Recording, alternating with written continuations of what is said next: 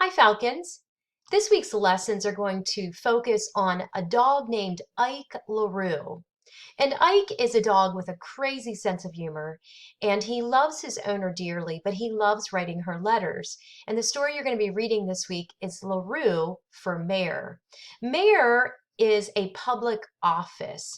And so our essential question this week, as you can see on this page from our smaller reading writing workshop book, is why do people run for public office? Public office are positions where people are working for the public, working on their behalf. So the mayor, the governors, senators, House of Representatives, the President of the United States, those would be types of public office. So why do people do that? It's not an easy job to represent people.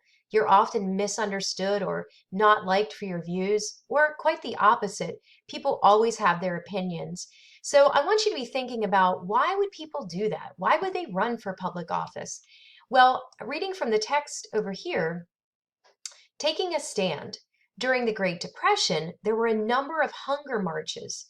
All over the country, people marched to protest unemployment, lack of health insurance, and the state of the economy. And you can see that in the picture right here. People are marching in the streets. This photograph was taken in 1932 during one of the marches. So, if you had been a politician running for office in 1932, what would you have told the voters? And what qualities does a good leader need? So, when you go to the next page, I want you to think of at least three. One, two, three qualities that you think a good leader needs, and list those right here.